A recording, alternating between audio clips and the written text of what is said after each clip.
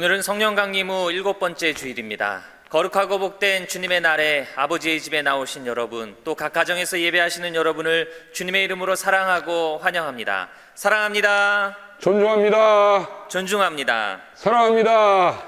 7월의 7가지의 기도 제목을 우리가 함께 세우며 기도하고 이루기 위해 노력하고 있습니다. 7월의 7가지의 기도의 제목을 가지고 여러분 함께 기도해 주시기를 부탁을 드립니다. 정부와 연회의 권고를 따라 2주간 패티오에서 야외 예배로 드립니다.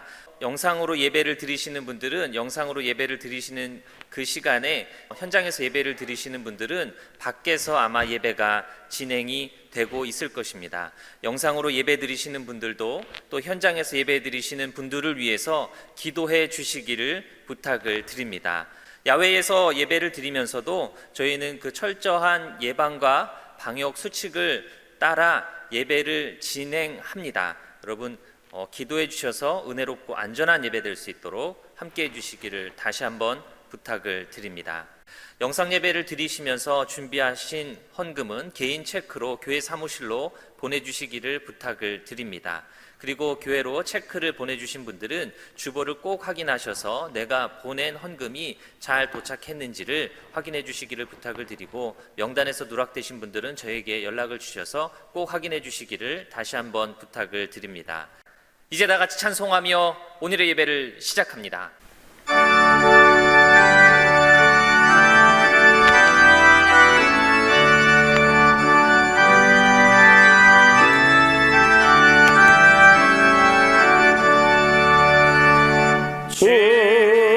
은혜를 받으려 모인 성도들, 주께신 뜻대로 되하옵소서. 내 고통의 멍에를 다 묻게 되니 날 구속하신 이름 찬양하리. 주를 곁에서 인도하시니 귀거룩한 나라가 이루어지네. 소망이와 서워서 네 승리하니 그 영광 주께 돌려 찬양하리.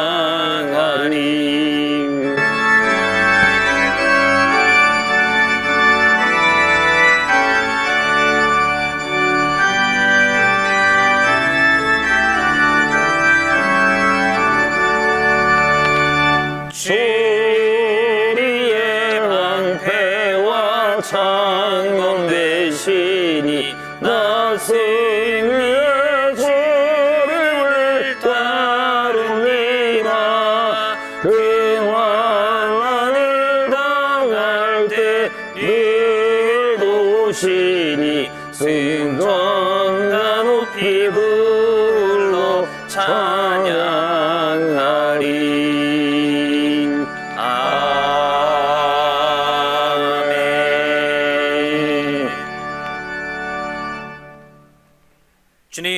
주님께서 나를 샅샅이 살펴보셨으니 나를 환히 알고 계십니다.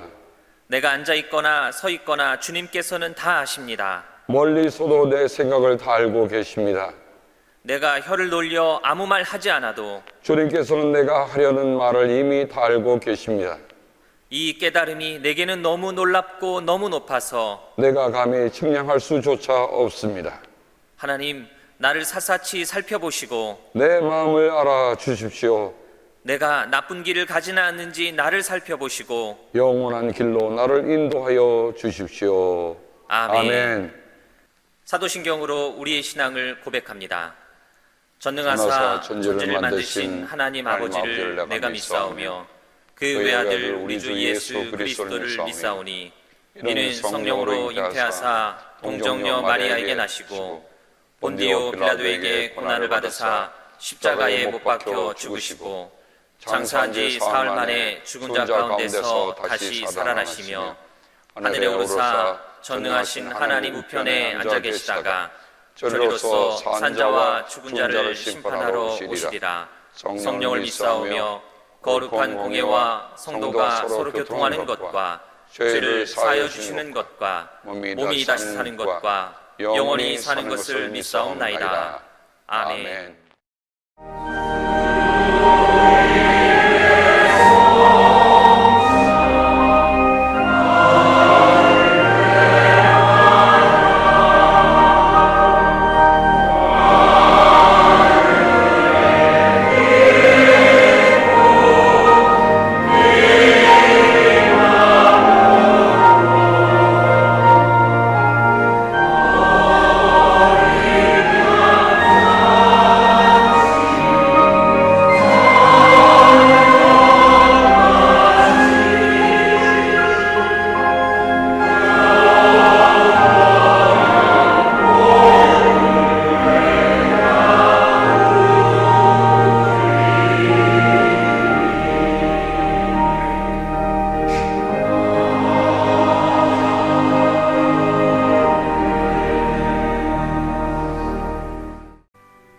우리를 사랑하여 주시되 하나밖에 없는 아들을 통해서 그 사랑의 진실성을 우리에게 보여주신 아버지 하나님, 감사를 드립니다.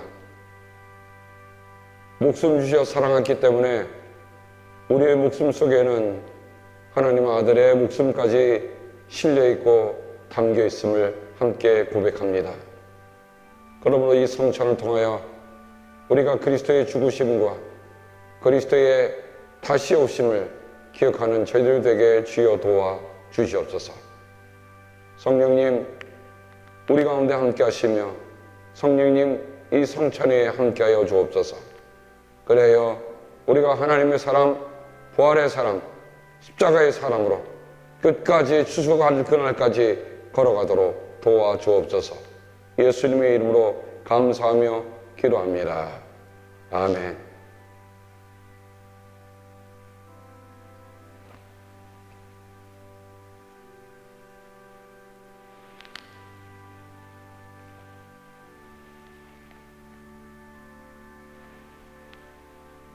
그리스도의 몸입니다.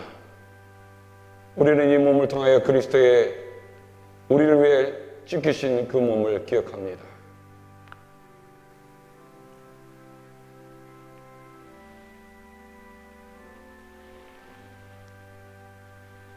그리스도의 보혈입니다. 주님께서 우리를 용서하신 그 사랑을 우리는 이 잔을 함께 나누며 기억합니다. 함께 주님의 기도로 기도합니다. 하늘에 계신 우리 아버지, 이름이 거룩히 여김을 받으시오며 나라가 임하옵시며 뜻이 하늘에서 이룬 것 같이 땅에서도 이루어지이다. 오늘 우리에게 일용할 양식을 주옵시고 우리가 우리에게 죄 지은 자를 사하여 준 것 같이 우리의 죄를 사하여 주옵시고 우리를 시험에 들지 말게 하옵시며 다만 악에서 구하옵소서. 나라와 권세와 영광이 아버지께 영원히 있사옵나이다. 아멘.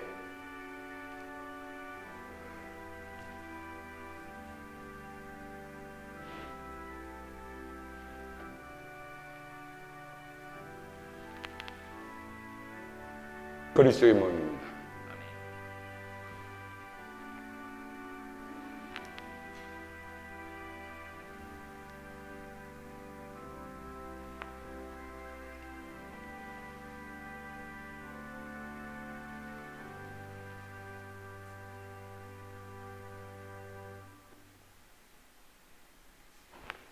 감사합니다.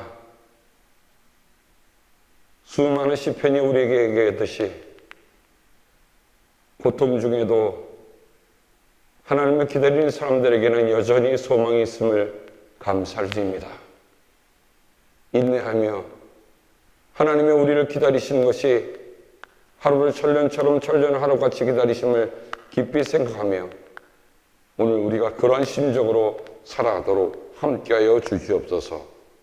예수님의 이름으로 감사하며 기도합니다. 아멘. 우주를 창조하시고 역사를 주관하시며 우리의 생사화복을 주장하신 구원의 하나님 감사합니다. 온 지구촌 만민들이 코로나 바이러스의 위험으로 심한 어려움에 처해 있습니다. 수백만 명의 감염자와 수십만 명의 사망자까지 이르는 암담한 세대를 거치고 있습니다.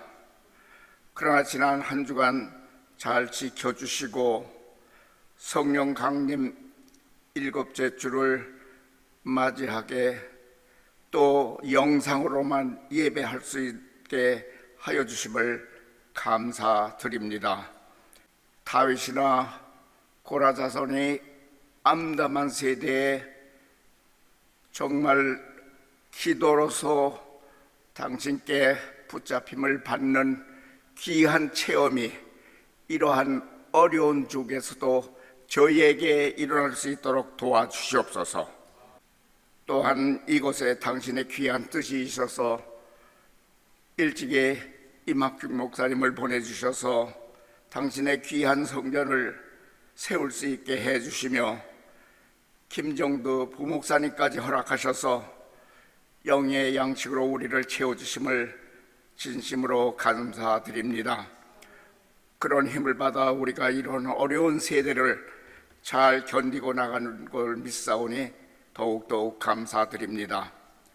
또한 이곳에 귀한 믿음의 권속들을 보내주셔서 우리들이 코이노니아를 통해서 하늘의 기쁨을 이 세상에서 이 순간순간 지닐 수 있게 해주심을 감사드립니다.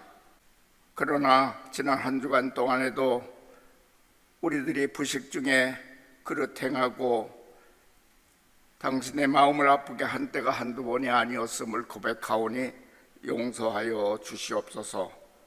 진정으로 마음속 깊이 통회하며 정말 우리가 이웃을 상관하고 또한 살피며 사랑하는 마음 갖게 하여 주시옵소서. 우리 믿음의 식구 중 육체적 질고로 간절히 기도하며 투병하는 분들 여러분 계십니다.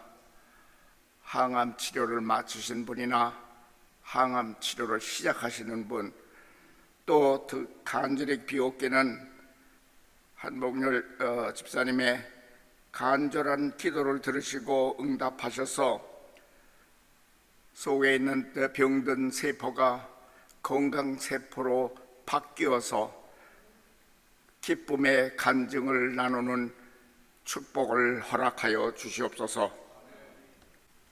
청교도 정신이 사라져가며 우한 폐렴으로 체험하지 못했던 이러한 적이 없는 이 나라를 위하여 기도합니다.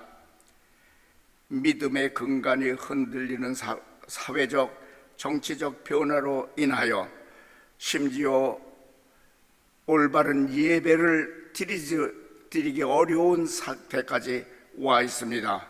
아버지 하나님, 굽어 살펴서 이 어려운 암담한 세대야 하루바삐 지내갈 수 있도록 도와주시옵소서. 한국을 위해서 간절히 기도합니다. 온갖 사악한 정치적 거짓을 들끓고 있는, 또 피땀 흘려 6.25를 거치며 이룩한 나라가 좌경화로 인해서 망해가는 모습을 우리 눈앞에 보고 있습니다. 당신의 귀한 뜻이 있어서 120년 전에 복음의 전초로 그렇게 당신을 섬기는 많은 믿음의 식구들을 배출함에도 불구하고 이 시간에 모든 그 당신의 뜻이 허물어져가는 모습을 우리 눈에서 보고 있습니다.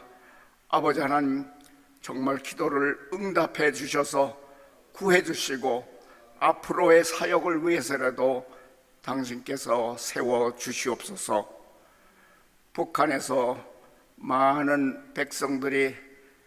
믿음이라는 것으로 인해서 정말 고초를 당하며 심지어 생명까지 앗아가게 하는 그러한 속에서 믿음을 지키려고 간절히 기도하는 당신의 귀한 아들, 딸들의 음성을 들어주시고 정말 그들을 붙잡아 주시며 여기에서 당신의 기적을 맛보며 즐거움 속에 당신을 찬양하는 백성이 되도록 인도하여 주시옵소서.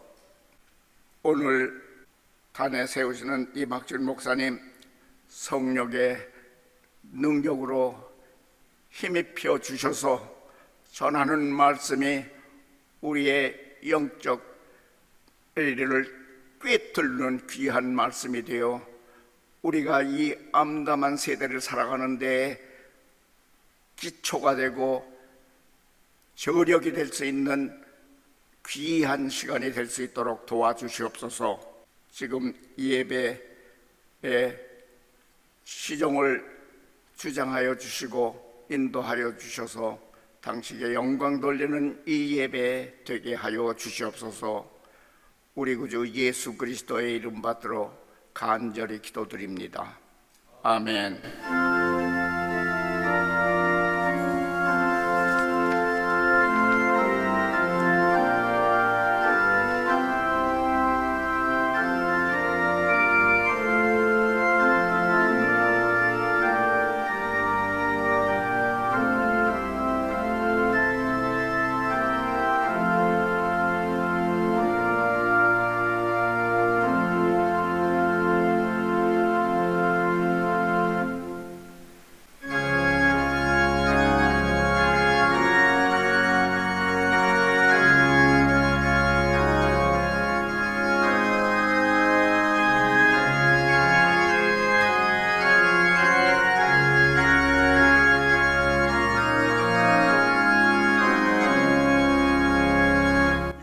예수가 거느리시니 즐겁고 평안하구나. 주야에 자곡해는 것 예수가 거느리시네.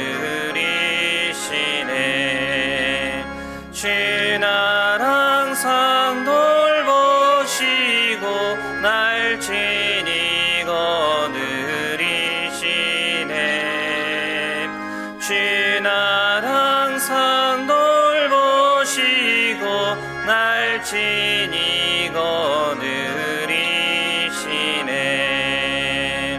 때때로 괴로움 당하며 때때로 기쁨 누리네. 풍파 중에 지키시고 평안히 인도하시네. 주 날 항상 돌보시고 날 친히 거느리시네. 주 날 항상 돌보시고 날 친히 거느리시네. 내 주의 손을 붙잡고 천국에 올라가겠네.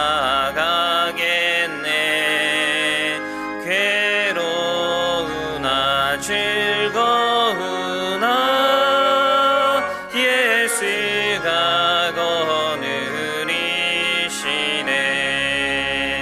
주 날 항상 돌보시고 날 친히 거느리시네. 주 날 항상 돌보시고 날 친히 거느리시네.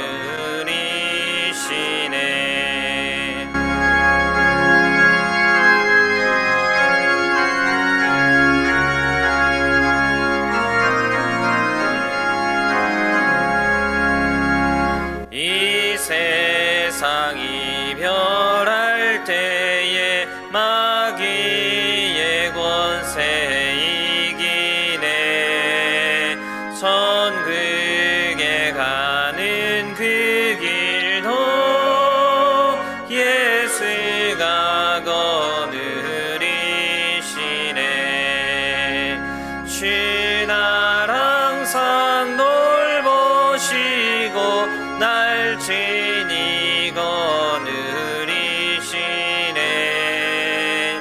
주 날 항상 돌보시고 날 친히 거느리시네. 아멘. 오늘 우리에게 주시는 하나님의 귀한 말씀은 마태복음 13장 24절에서 30절까지의 말씀입니다. 마태복음 13장 24절에서 30절까지의 말씀을 제가 읽어드리겠습니다.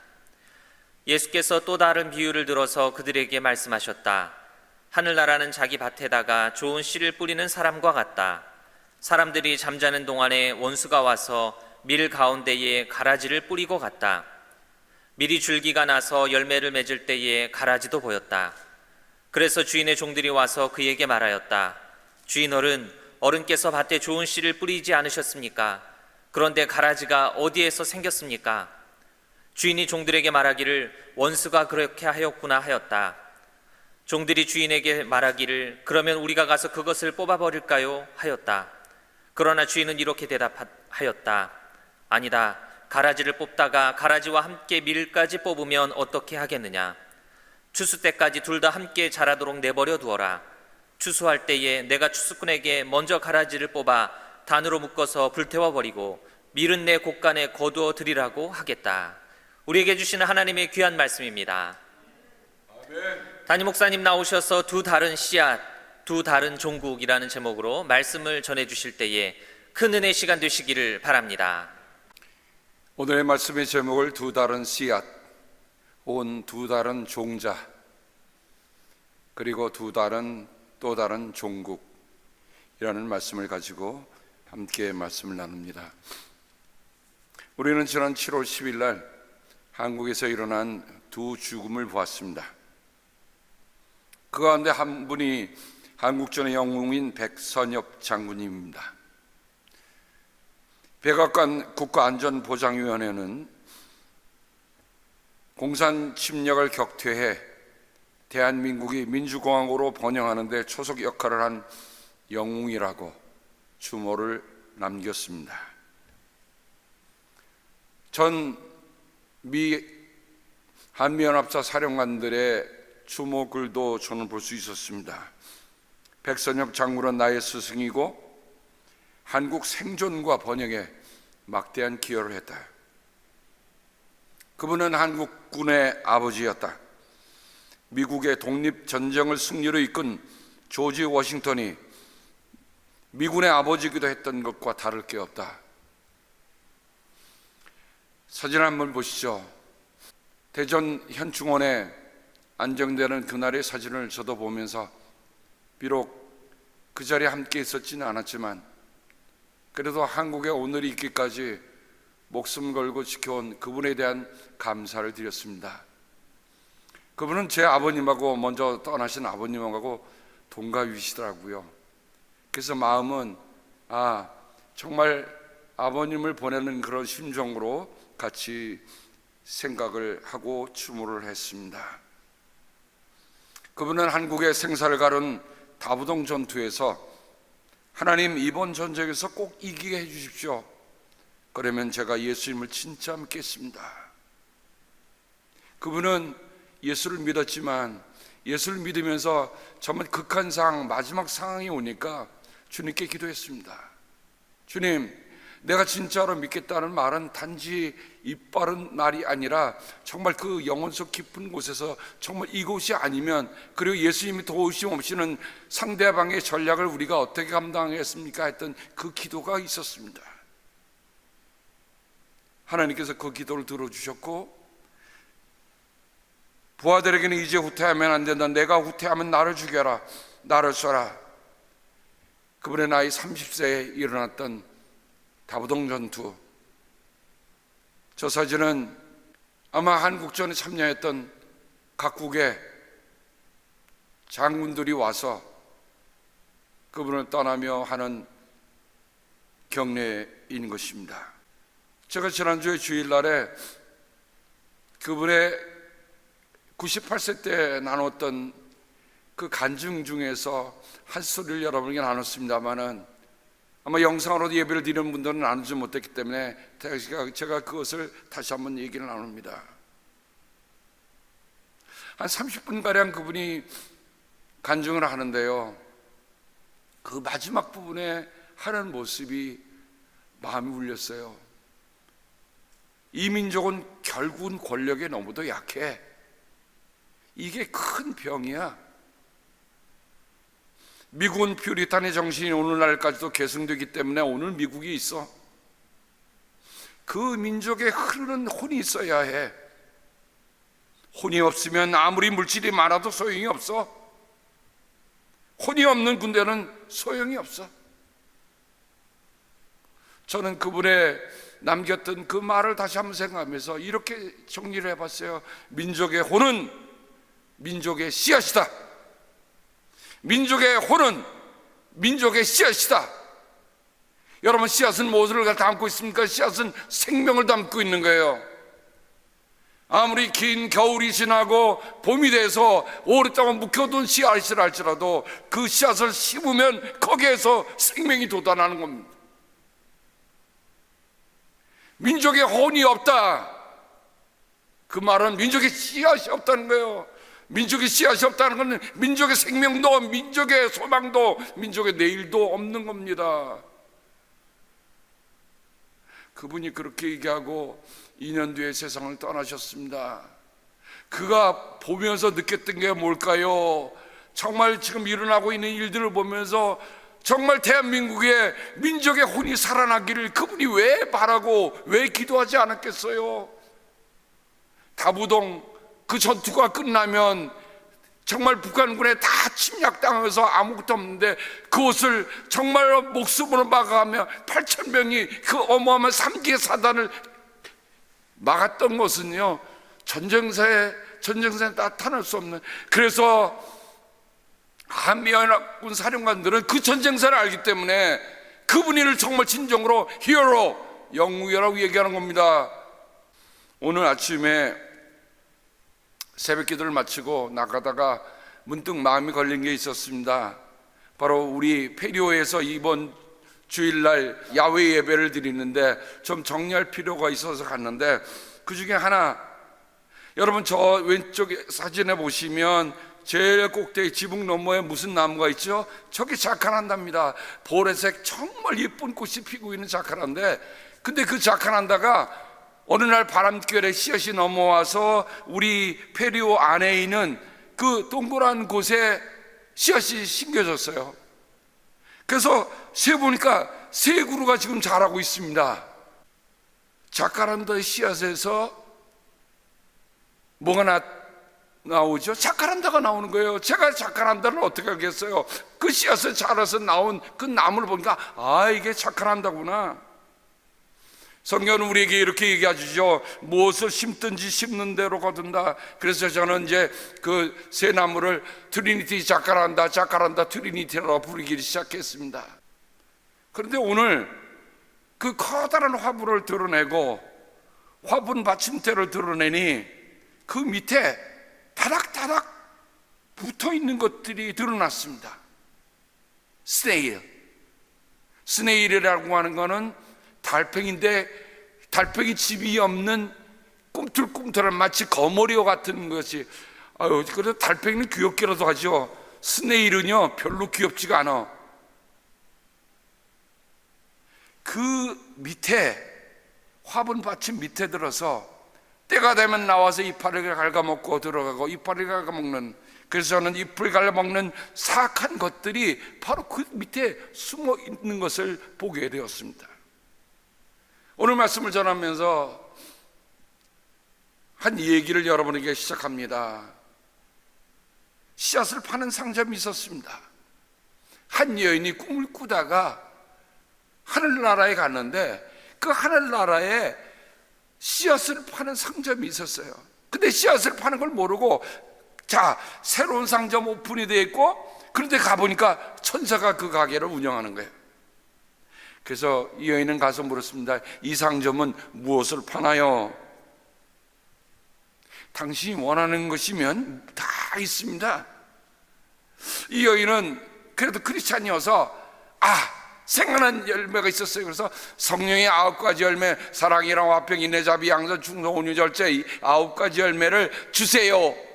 그랬더니 천사가 하는 말이 이곳에 열매가 아니라 오직 씨앗만을 팝니다.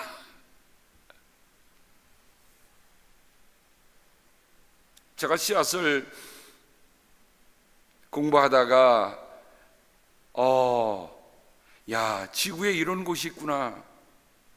노르웨이의 스발바르라고 하는 곳에 현대판 노아의 방주 씨앗 은행이 있는 것을 찾아보게 되었습니다. 거기는 아주 견고한 콘크리트 구조물로 만들어져요. 소행성이 와서 만약에 그거 떨어져도 충돌한다 할지라도 그것이 무너지지 않게끔 설계를 하고 그 안에 지구상에 있는 종자들을 다 모아놓고 있습니다. 그런데요, 이런 기사가 하나 또 있더라고요.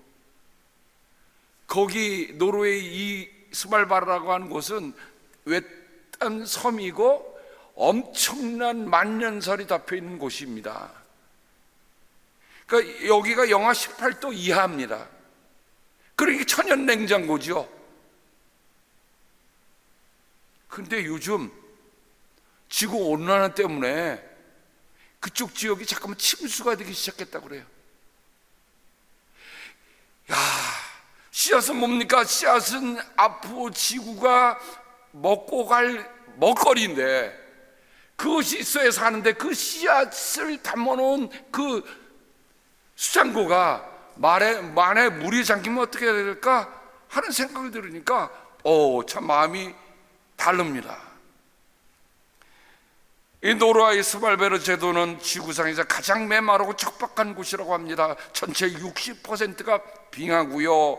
북위 74, 81도인 이곳에서 1300km를 더 가면 북극이 나온다고 그래요. 그 스발바르의 중심지인 롱이어비에는 10월 26일부터 다음에 2월 15일까지 해가 뜨지 않습니다. 빛이라고 하는 눈에 비치는 달빛뿐입니다.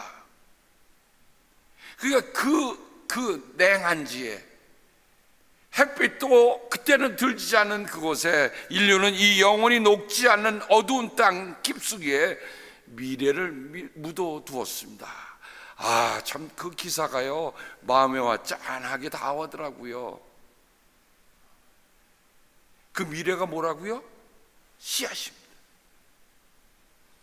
88만여 종이 스발바르 국제 종자 저장소에서 깊은 겨울잠을 자고 있는 것입니다. 전 세계 1750개 종자 저장소들의 최후의 보루입니다. 세계 주요 작물 종자 3분의 1이 이곳에 보관되어 있습니다. 물론 한국도 있고 영국도 있고 러시아도 있지만 이곳이야말로 세계 최후의 저장소로 알려져 있습니다. 그럼 씨앗이 뭘까? 도대체 씨앗이 뭘까? 저는 창세기를 보면서 씨앗은 하나님의 창조의 가장 기본 단위요 기본 질서라는 것을 보게 되었습니다. 창세기 1장 11절부터 12절 29절에 하나님이 말씀하시길 땅은 푸른 우물 돋아나게 하여라. 씨를 맺는 식물과 씨 있는 열매를 맺는 나무가 그 종류대로 땅 위에서 돋아나게 하여라 하시니 그대로 되었다. 하나님 보시기에 좋았다. 하나님이 말씀하시길 내가 온 땅 위에 있는 씨 맺는 모든 채소와 씨 있는 열매를 맺는 모든 나무를 너희에게 준다. 이것들이 너희들의 먹거리가 될 것이다. 하나님은 사람을 지으시기 전에 사람이 살아갈 수 있도록 무엇을 준비해 주셨다? 씨앗을 준비해 주셨어요. 같은 생명이지만 그 생명을 이루어갈 수 있도록 그 생명을 유지할 수 있도록 만들어가는 게 씨앗이단 말이에요. 창세기 나타난 아브라함, 이삭, 야곱 그리고 마지막 요셉의 네 번째 족장인 요셉에게 요셉은 형들의 시기심 때문에 에집트를 끌려가서 그리고 거기서 노예에서 다시 그 보디발의 총무로 있다가 그리고 무고한 일로 결국은 감옥에 갇히고 사람들에게 다 잊혀졌는데 어느 날 갑자기 들어온 시종장 두 사람, 술 맡은 관원하고 빵 맡은 관원하고 두 사람이 들어오면서 뭔가 그 삶이 바뀔 거라 생각했는데 꿈을 해석해주고 여전히 그런 잊혀진 사람이 되었습니다. 그런데 어느 날 바로가 잠을 자다가 흉흉한 꿈을 꿨습니다. 여러분, 꿈이라고 하는 것은 단지 그냥 스쳐 지나가는 것일 수도 있겠지만, 개꿈도 있지만, 정말 어떤 꿈 속에는 역사를 바꿔놓을 수 있는, 역사를 보여주는 하나님의 계시도 담겨 있을 수 있습니다. 바로가 그 꿈을 해몽해달라고 얘기했지만 이집트에는 아무도 없었습니다. 그때 술 맡은 시종장이 그때 감옥에서 자기의 꿈을 해석해준 요셉을 생각났습니다. 그 요셉이 바로에게 대고 그 꿈을 해석해주고 결국 바로의 총리 대신이 됩니다. 그리고 그 7년 흉년과 7년 먼저 풍년이 오고 7년 가뭄이 온다고 하는 그 꿈을 얘기해주고 요셉은 그에 따라서 철저한 준비를 하게 됩니다. 무슨 준비를 했을까요? 풍년이 되면 그것을 마음대로 하지 않고 그것을 아마 곡식 저장고에, 생명이 씨앗이 될 그 저장고에 씨앗을 다 차곡차곡 모았습니다. 그런데 그 상황을 모르는 사람들은 그냥 그애 먹고 그애 말지라고 하다가 이윽고 7년 가뭄이 오기 시작하니까 어떻게 생각합니까? 그들의 먹거리가 다 떨어집니다. 그때 이집트 총리 대신했던 요셉의 탁월한 지도력, 탁월한 준비력이 나타나는 겁니다. 무슨 거죠? 씨앗 관리입니다.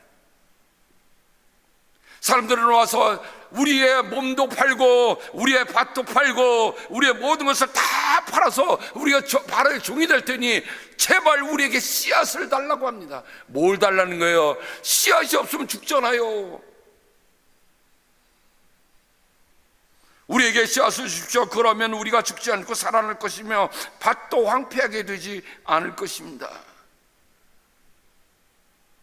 이처럼 씨앗이라고 하는 것은 인류의 미래뿐만 아니라 한 사람의 미래뿐만 아니라 민족의 미래도 담겨있는 그 뜻이 담겨있는 말이요, 더 나오기에 나가서 예수님께서 이 씨앗의 비유를 말씀하셨다는 하나님 나라의 미래가 무엇인가 하는 것을 우리에게 가르쳐 주는 비유다. 저는 그렇게 말하고 싶어요.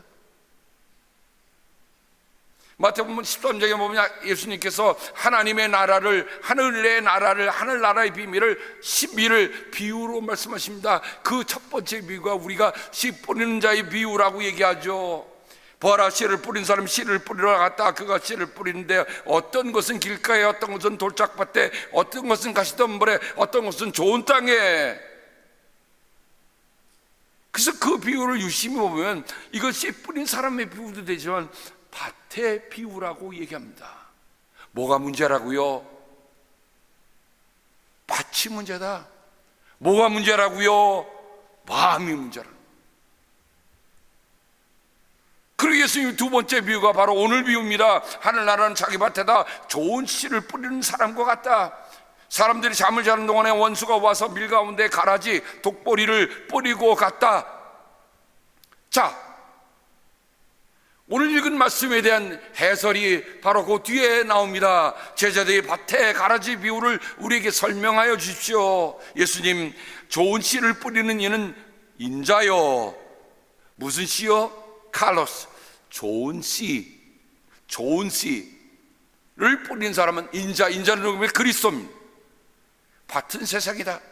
예수님께서 오셨을 때 예수님께서 오셔서 하신 일이 뭡니까? 다른 거 있어요. 하나님의 나라를 그들에게 선포하셨어요. 말씀을 선포하셨어요. 주옥과 같은 말씀, 생명의 말씀을 선포해 주셨잖아요.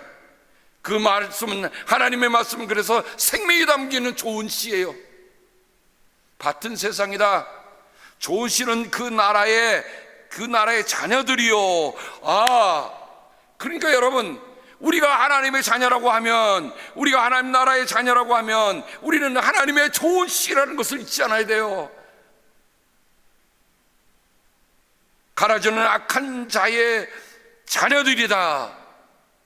그럼 우리는 여기서 분명히 두 다른 씨앗을 보게 됩니다. 하나는 예수님이 뿌리신, 예수님이 남기신, 예수님이 거두시고자 하는 하나님의 자녀라고 하는 좋은 씨앗이 있는가 하면, 가라지를 뿌리는 원수는 악마요, 추수 때는 세상 끝날이요, 추수꾼은 천사들이다. 가라지를 누가 뿌렸다고요? 악마가 뿌렸다고 했어요. 그러니까 세상의 사람들은 둘 중에 하나입니다. 하나는 예수님의 말씀을 가지고 평생 살아가는 사람이 있는가 하면, 한쪽에는 악마가 뿌린 씨앗으로 온통 가라지가 된 인생이 있단 말이죠. 예수님은 그 추수날을 이렇게 설명하십니다. 가라지를 모아다가 불에 태워버리는 것과 같이 세상 끝내려도 그렇게 할 것이다. 인자가 천사들을 보낼 터인데 그들은 죄짓게 하는 모든 일들과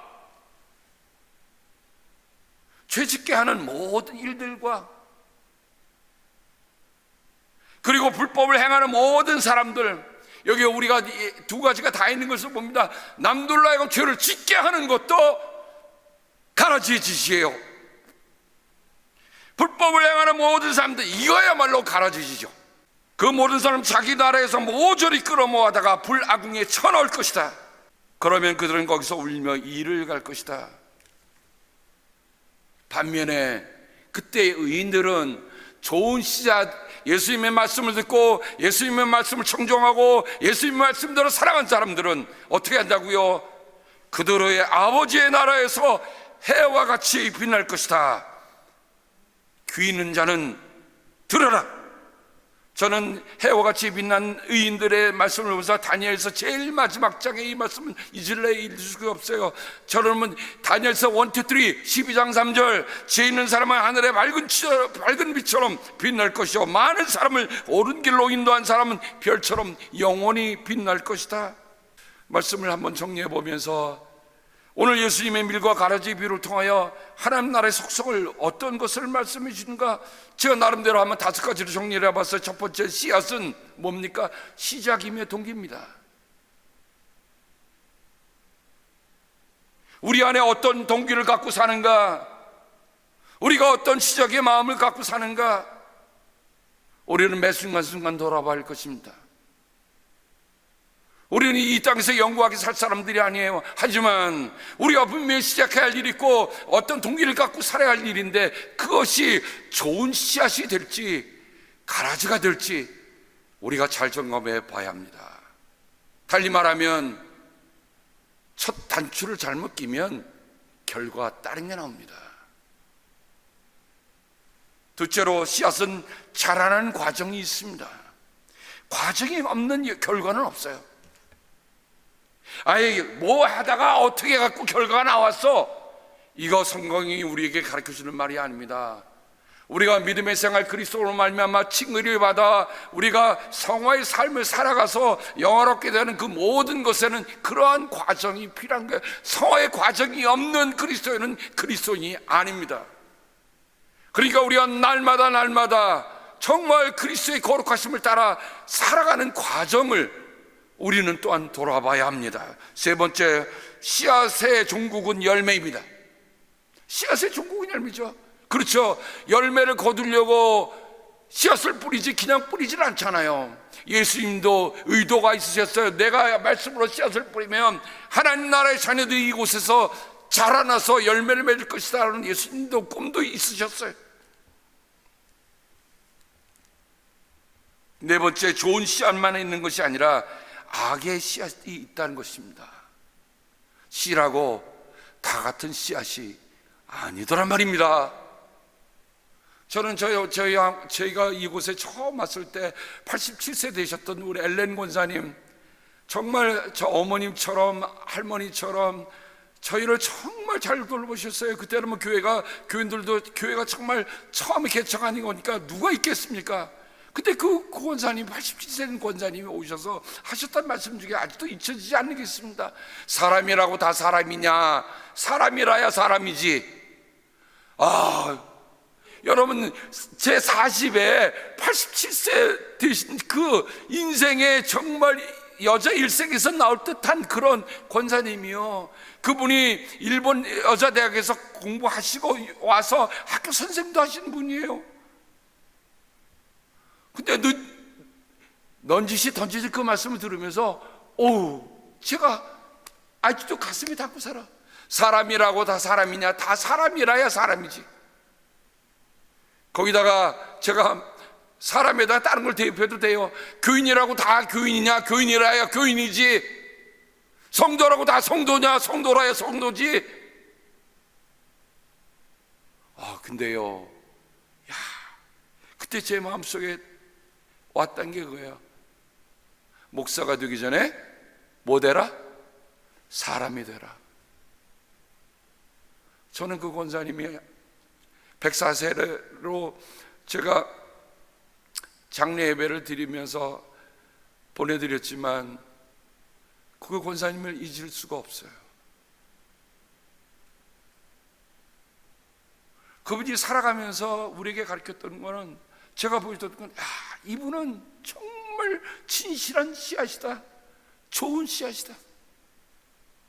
제가 이곳에 와서 정말 사람이 없을 때 좋은 씨앗인 권사님 만난 게 그렇게 감사할 수가 없어요. 5번째, 추수 때까지 기다리는 이유는 밀을 다치지 않기 위해서입니다. 여러분, 세상에 보면 저 왜 악한 사람 왜 안 데려가? 저 김정은 왜 빨리 안 데려가지? 저 문장 왜 안 데려가지? 이유가 하나 있더라고요. 뭐예요? 밀이 다칠까 봐 내둬라. 그러나 냅두는데 마냥 냅두지는 않습니다.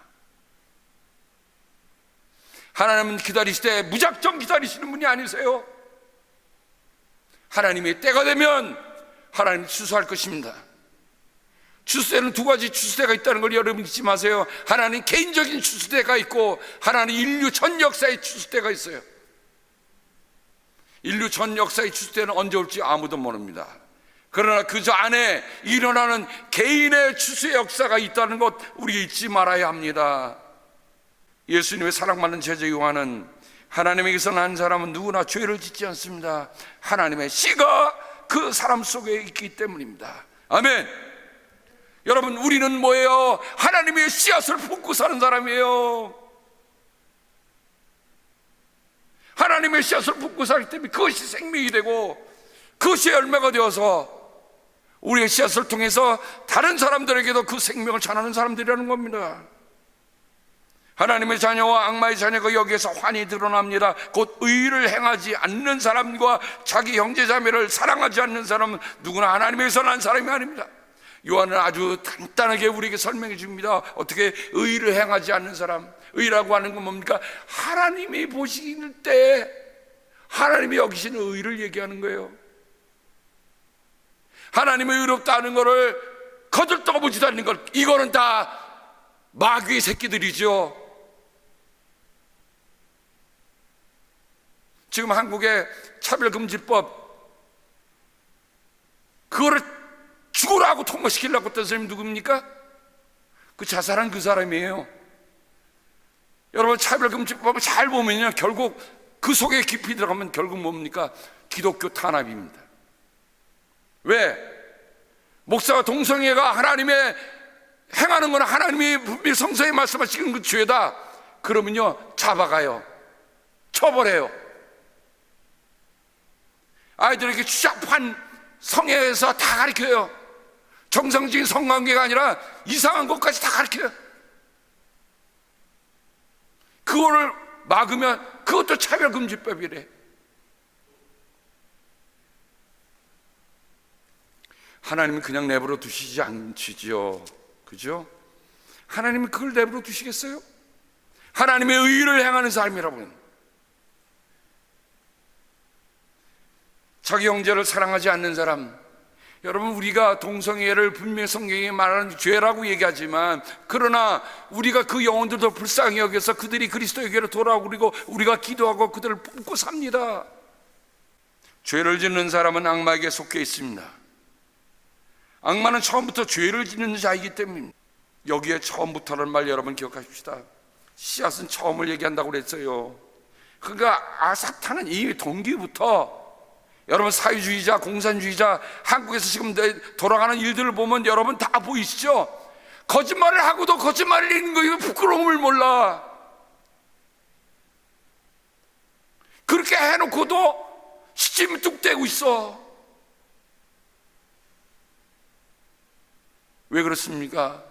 악마가 그의 마음을 자리하고 있다는 거예요. 악마가 가라지를 그의 마음속에 뿌려놓으니까 여러분, 가라지에서 밀이 나올 수 없습니다. 하나님의 아들이 나타나신 목적은 악마의 일을 멸하시는 것입니다. 하나님은 악마를요, 괜찮아 이렇게 하지 않으세요. 하나님은 악마의 일은 멸하라고 오셨습니다. 너희는 너희 아비인 악마에게서 났으며 또 그 아비의 욕망대로 하려고 한다. 그는 처음부터 살인자였다. 또 그는 진리편에 있지 않다. 그것은 그 속에 진리가 없기 때문이다. 그가 거짓말을 할 때에는 본성에서 그렇게 하는 것이다. 그는 거짓말쟁이이며 거짓의 아비이기 때문이다. 그래서 사도 바울은 고린도후서에서 이렇게 얘기합니다. 그러나 나 바울이 두려워하는 것은 뱀이 그 간사한 꾀로 하와를 속인 것과 같이 창세기를 고랍니다. 여러분의 생각이 부패해서, 여러분의 생각이 썩어서, 여러분의 생각이 타락해서 여러분이 그리스도께 대한 진실함과 순결함을 저버리지는 않게 하는 것입니다.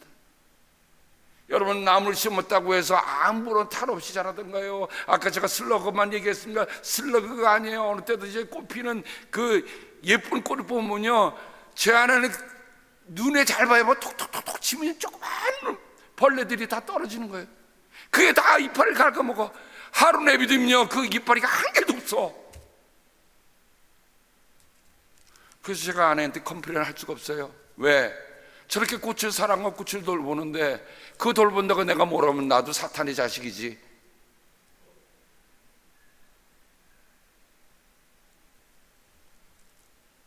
여러분, 꽃 하나도 그렇게 돌보려고 애를 쓴다고 한다면 우리 영혼은요, 어떻게 돌봐야 합니까? 어떻게 봐야 합니까? 요한계시록에 보면 사탄을 이렇게 표현합니다. 그 큰 영, 곧 그 옛 뱀은 땅으로 내쫓겼습니다. 그 큰 영은 악마라고도 하는데, 사탄이라고도 하는데 온 세계를 미혹하던 자입니다. 사탄의 특성은요, 거짓말로 미혹하는 거예요. 괜찮아. 네가 그것을 먹으면 네 눈이 밝아질 거야. 결코 죽지 않을 거야. 하나님이 죽는다고 그랬는데 왜 죽지 않는다고 얘기합니까? 하나님이 죄라고 말씀하셨는데 왜 죄가 아니라고 얘기합니까? 그건 아니죠.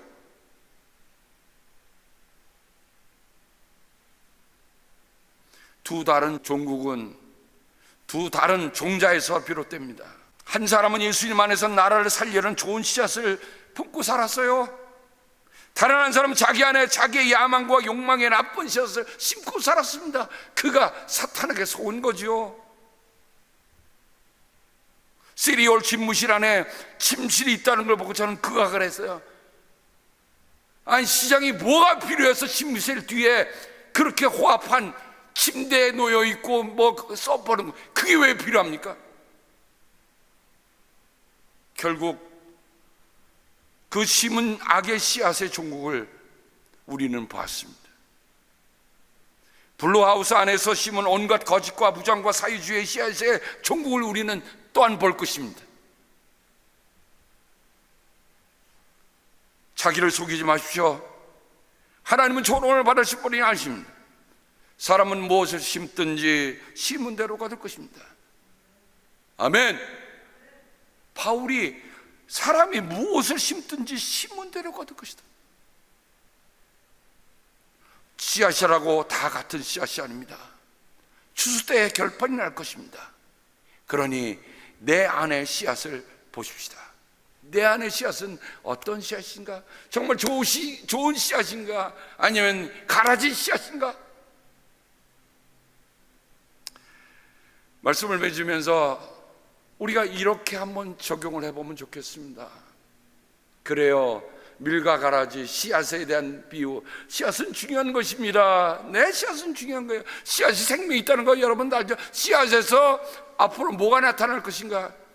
그런데 제가 우리말에 참 씨라는 말을 중요시 여긴다는 것을 다시 한번 보게 됐어요.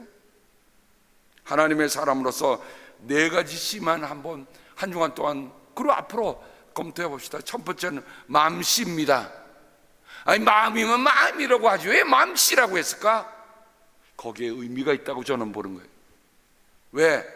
마음이 씨앗이 된단 말이에요. 그죠?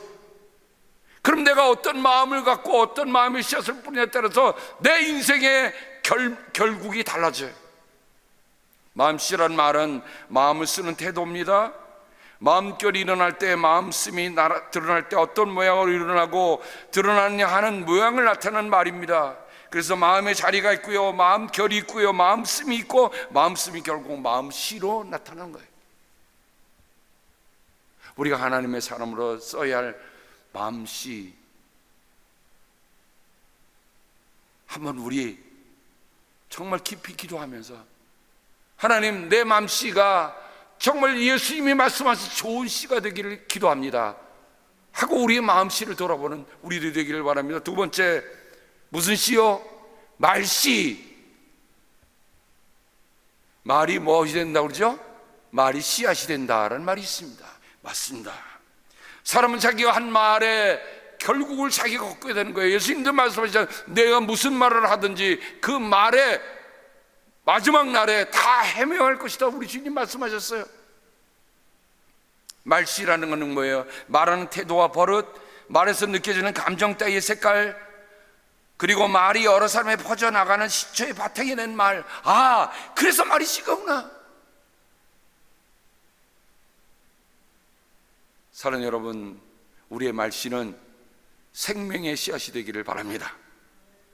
사람들을 죽이고 사람들을 디스커리지 시키고 사람을 어렵게 하고 사람을 혼돈에 빠지고 사람을 미혹에 빠지는 말씨가 아니라 사람을 살리는 말씨. 세 번째, 솜씨입니다. 손을 열려 무엇을 만들거나 어떤 일을 하는 재주를 가리키는 말이요, 일을 처리하는 수산이나 수완을 가리키는 말입니다. 솜씨 있게 해야 돼요.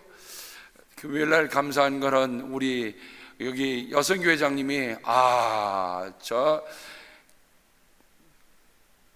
코리안 파스타 먹어보지 않으면 맛을 알 수 없어요. 야, 근데 참 이상해요. 우리 권사님의 솜씨를 그걸 먹으면 이게 권사님의 작품이라는 걸 느끼십니다. 제가 전직이 이발사냐고 묻는 분이 계세요. 전직이 이발사는 아니고요, 전직 신학생이었다가 건축하다가 신학하고 됐는데 이발을 군대 가서 좀 우리 서로들 깎아주고 그 다음에 제가 하다가 하게 됐는데 그 다음에 아들을 대학교 가기 전에 18년 경력입니다. 뭐 그만하면 되죠. 뭐 그만하면 여러분 어떤 한 가지 일을 18년 동안 하면요, 눈 감고 다 해요. 그렇다고 여러분 눈 감고 머리 깎지 않습니다. 귀 자를까 봐. 근데 제가 이발을 하면서 지난주에 들었어요. 다른 이발소 가면 5분 내지 7분이면 깎는데 왜 목사님은 40분이나 30분 깎어? 그래서 제가 아내에게 그렇게 얘기했어요. 나는 조각하는 중이야. 조각가가 원석을 놓고 딱 정하나 땅땅땅 5분 내에 끝나는 조각가 있어요? 없어요. 쪼고 또 다듬고 해서 그게 완전히 작품이 나올 때 나오는데, 사랑하는 여러분, 우리 림발사는 조각가의 심정으로 여러분의 머리를 처리해 드리는 줄 아시기 바랍니다. 솜씨예요. 그만큼 손길이 가면 솜씨가 나타나는 거예요. 이 시간을 빌어서 우리 여성교회장님 감사합니다 다시 한번 하고요. 안 나온 분은 모르죠, 그 솜씨가 뭔지. 그렇다고 금요일날 많이 나오시면 안 돼요. 마지막 네 번째 씨앗이 있습니다. 물론 마음씨도 좋고 말씨도 있고 솜씨도 있어야지만 이것은 어떻게 보면 우리에게 관련된 거라면 마지막 갖고 있는 이 씨는 주님이 주셔야 할 씨앗입니다. 불씨. 불씨라는 말을 보니까 언제나 불을 옮겨 붙일 수 있게 묻어두는 불덩어리요, 어떤 사건이나 일을 일으키게 되는 원인을 비유적으로 이르는 말입니다. 사랑하는 성도 여러분, 사도행전 2장에 보면 어떤 불씨를 하나님께서 그들에게 붙여주셨습니까? 성령의 불씨를 심어주셨잖아요. 그래서 교회가 돼요. 그래서 강력한 그리스도인이 돼. 그래서 하루에 3,000명, 하루에 5,000명도 변화시키는 놀라운 능력이 나타나는 게 뭐예요? 불씨 때문에 그래요. 영상으로도 예배드리는 우리 성도 여러분, 아무리 우리가 이렇게 집에서 예배드린다 할지라도 하나님이 여러분의 안에 두신 그 불씨를 꺼뜨리는 일이 없도록 늘 돌아보고 기도하고 걸어갈 수 있는 우리를 모두가 되기를 주님의 이름으로 축복합니다. 하나님 아버지 감사합니다. 하나님께서 주신, 하나님이 우리를 하나님의 자녀로 부르신 것만 해도 감사한데, 그 하나님의 자녀가 하나님 나라의 씨앗이라고 하다니 얼마나 감사한지요. 그러므로 우리를 통해서 맺어져야 할 열매를 우리가 깊이 돌아보며 걸어가는 저희들 되도록 도와주시옵소서. 아버지 하나님, 온갖 가라지로, 온갖 잡초로, 온갖 사악한 거로 뒤덮여 있는 우리 사랑하는 대한민국을 불쌍히 여겨 주시옵소서.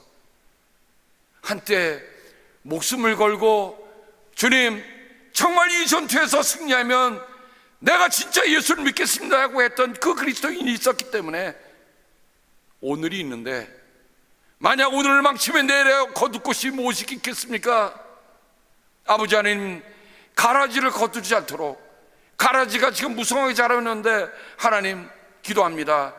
생명의 씨앗인 좋은 씨앗들이 숨에 눌려 죽지 않도록 주여 다시 이렇게 세워주시되, 아버지 하나님 그들 가운데 하나님의 불씨를 허락하여 주시옵소서. 간절히 구하고 예수님의 이름으로 기도드립니다. 아멘.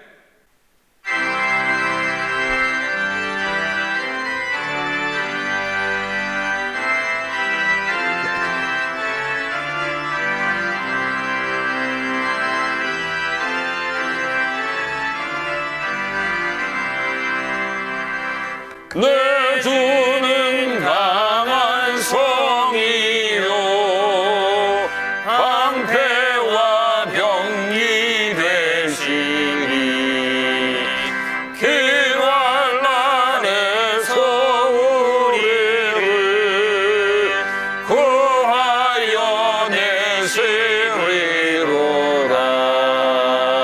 예 원수 마귀를 이때도 힘을 써 모략과 권세로 무기를 삼으리. 천하의 르가 당하랴. 내 힘만 의지할 때는 패할 수밖에 없도다. 힘 있는 장수 나와서 날 대신하여 싸우네. 이 원수 누군가 주 예수 그리스도 만군의 주로라. 당할 자는 오르랴. 반드시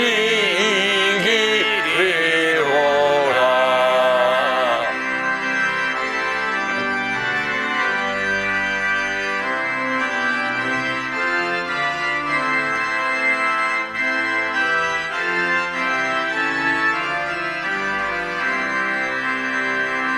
이 땅에 마귀들 들어 우리를 삼키려 하나. 겁내지 말고 섰거라. 진리로 이기리로다. 증척과 재물과 명예와 생명을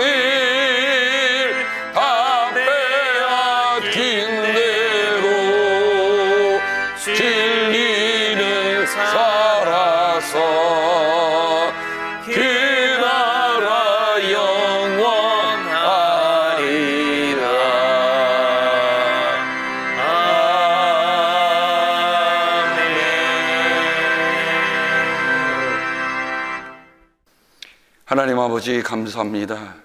예배드린 일이 이렇게 어려운 일이 될 줄 몰랐습니다. 찬송을 부르는데 눈물이 납니다. 우한 바이러스로부터 온 교회를 지켜주셔서 다시 모두 만나는 기쁨을 주옵소서. 아버지 고맙습니다. 아버지 모두가 어려운 이때에 11조의 축복을 주셔서 고맙습니다. 아버지 끝까지 충성하며 살겠습니다. 아버지 고맙습니다. 아버지 사랑합니다.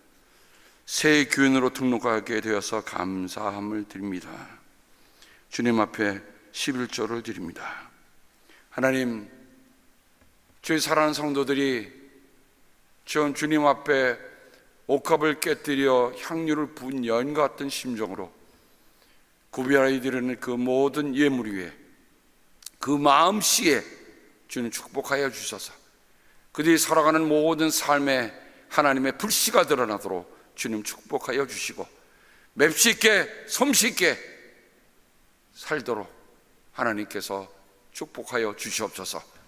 주님께서 복을 주시고 지켜주시며 주님께서 밝은 얼굴로 되시며 은혜를 베풀어 주시고 주님께서 고이 보셔서 평화 주시기를 성부와 성자와 성령의 이름 받들어 간절히 축복하며 기도합니다. 아멘.